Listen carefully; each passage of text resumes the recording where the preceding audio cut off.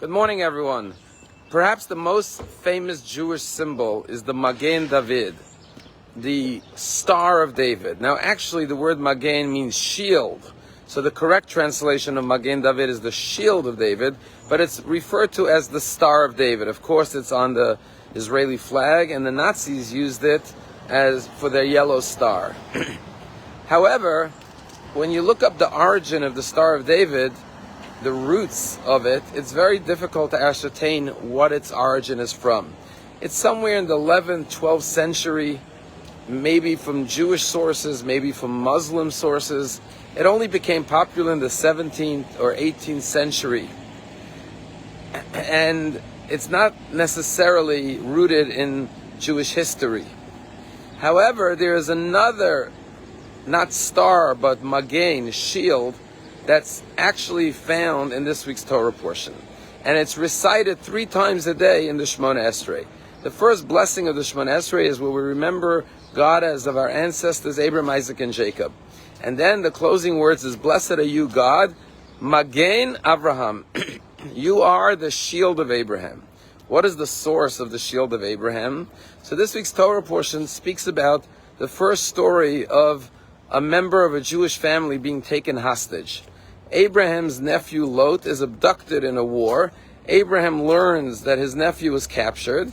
Abraham gathers his 318 men, and they go to war. The man of peace goes to war to rescue his nephew. And he joins the 4 kings against the 5 kings, and he successfully rescues his nephew. And afterwards, the king of Sodom says to Abraham, "How could I reward you? I would like to give you some of the spoils of the war." And Abraham says in this week's Torah portion, "I don't even want a bootstrap or a shoelace. I only enter this war to rescue my nephew, and I've achieved that, and I don't want anything material as a reward for saving my nephew's life." Right after that story, the Torah says, after these events, Achar Hadvarim Eila, God appears to Abraham and says, "Abraham, don't be afraid." Why? Because Anochi Magen Lach, I will be a shield for you. Hence the words Magen Avraham, the shield, the protector, the guardian of Abraham. But Rashi asks, what was Abraham afraid of? Why now did God have to come after that story and tell him, "Don't be afraid, I will protect you. Anochi Magen Lach, I will be the shield of Abraham." And Rashi gives his answer, and he says that Abraham was afraid, maybe I've depleted all my merits, that I received such a miracle from God that I was able to rescue my nephew, that maybe I've depleted my spiritual bank account. I've withdrawn all my assets. All my good deeds have been utilized for this miracle. And maybe I won't have more good deeds for protection. So God says, no, don't be afraid. I will continue to watch over you because your reward is very, very great. But perhaps the second answer to this question is as follows. Sometimes in life, for example, in a sports game, 2 teams are fighting to get the first score. And they may be on the field for 30, 40 minutes, and finally one team scores. And then, within a few minutes, the other team gets a touchdown or a goal or a base or a home run. And the question is, what happened? They were vying for 40 minutes. Nobody could get a score. And when one gets it, immediately the other one gets it. And the answer is that sometimes when you succeed in life, you become complacent and you let down your guard. You're not as vigilant. And that's when your opponent is able to score. And the lesson is that God tells Abraham says, maybe now that I've been so successful in being victorious in redeeming my nephew, I may become complacent. I may sit back. And therefore God blesses him. No, you will continue to do great things. You will continue to be meritorious. And you will continue to receive my divine protection. I think the lesson is so relevant. Israel had experienced so many victories, but perhaps we became a little bit complacent. And we didn't appreciate the miracle of God's protection over Israel, all the miraculous victories of all the wars.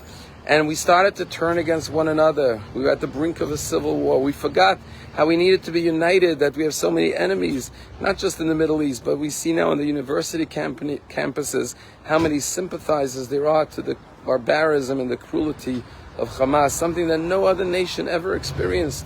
No one ever sympathized with ISIS or with Al-Qaeda, or with the Taliban, but with Hamas they do. And God willing, God will protect us. There will be the shield of Abraham, and we will be victorious once again.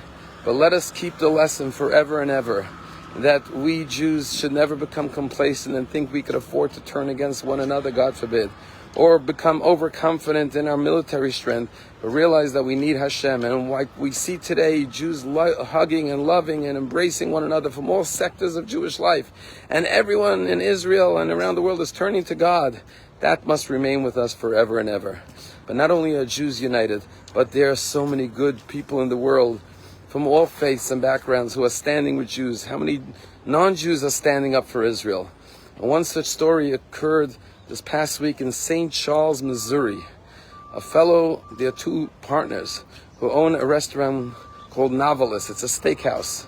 And the fellow who owns it, his name is Bob Affolter. And he came to the Chabad Rabbi, Rabbi Chaim Landau. And he said, Rabbi, I want to make a night of solidarity for Israel to raise money for Israel. He said, my partner and I are going to put up $50,000. We'll invite people to eat in our restaurant, and all the proceeds from the food, from the donations, will match, and we'll raise $100,000 for Israel. Rabbi Landau said, that's such a kind gesture, but there's one problem. Your restaurant isn't kosher. I can't invite the Jewish community to eat there. And this non-Jew, Bob Affolter, said, what can I do? Can I make my restaurant kosher? He says, that's a big job. You got to get rid of all the dishes, take it out. You have to kosher all the silverware. You have to kosher the kitchen and the pots and the pans. And he said, I want to do it. And so the Vad HaKashrut, the koshering authority, supervisors of Missouri, came in, and all week they've been koshering his kitchen. And this Thursday night, in St. Charles, Missouri, two non-Jewish owners of the Novelist Steakhouse are going to invite the Jewish community. There's going to be two seatings, one at 5 and then another one at 8 p.m. And they're going to raise $100,000 minimum for Israel.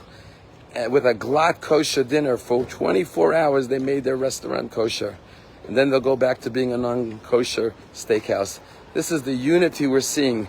Let us embrace it. All our good fellow Americans and people of good conscience around the world, our leaders who are standing up with Israel. Let's bottle this solidarity. Let's bottle this unity, this love, this faith in God that we're seeing throughout the world, especially in Israel. And let's hold on to it and never become complacent, never rest on our laurels. God will protect us. Magen lach, He will protect us. He will be our shield, the shield of Abraham. But afterwards, let us, like Abraham, realize that we have to keep up our spirit and our strength and our unity as a Jewish people. Have a wonderful day.